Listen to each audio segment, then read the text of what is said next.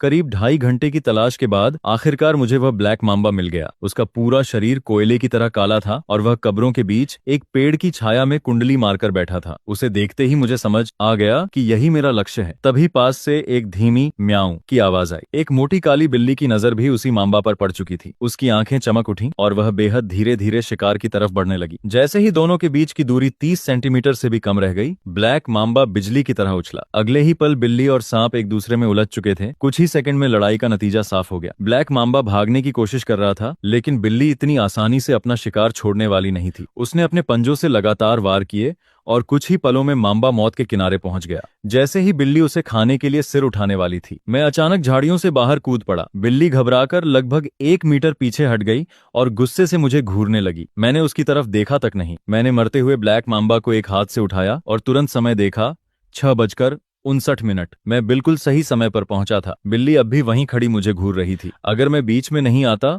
तो वह इस ब्लैक मांबा को पल भर में खा जाती, लेकिन उसे नहीं पता था सिर्फ 30 सेकंड बाद आसमान से एक रहस्यमयी लेजर पूरी दुनिया को बदलने वाला था और उस पल यह ब्लैक मांबा उसकी पहुंच से हमेशा के लिए बाहर हो जाता। मेरा दिल इतनी तेज धड़क रहा था कि मानो सीने से बाहर निकल जाएगा। मेरे पास सिर्फ 20 सेकंड थे, 1 मीटर लंबे इस जहरीले ब्लैक मांबा को पूरा निगलने के लिए। जैसे ही समय 6:59 के करीब पहुंचा, मैंने एक आखिरी गहरी सांस ली। आसमान अचानक चमकने लगा। मुझे पता था तबाही शुरू हो चुकी थी। बिना एक पल की हिचकिचाहट के मैंने अपना मुंह पूरी तरह खोला और पूरे ब्लैक मांबा को निगलना शुरू कर दिया। उल्टी जैसा एहसास बार बार हो रहा था, लेकिन मैंने खुद को रोके रखा। आखिरकार मैंने पूरे 1 मीटर लंबे ब्लैक मांबा को जिंदा ही निगल लिया। उसी पल चमकदार लेजर मेरे शरीर के ऊपर से गुजर गया और अगले ही सेकंड मेरे शरीर के अंदर जोरदार धमाका हुआ। मर चुका ब्लैक मांबा अचानक आग के सांप में बदल गया, जो मेरे पूरे शरीर के अंदर जल रहा था। मेरी नसें फटने जैसी दर्द करने लगी और अचानक मेरा ट्रांसपोर्टेशन शुरू हो गया।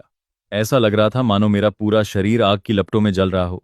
कुछ ही पलों बाद वह असहनीय दर्द खत्म हुआ और मेरा ट्रांसपोर्टेशन पूरी तरह पूरा हो चुका था।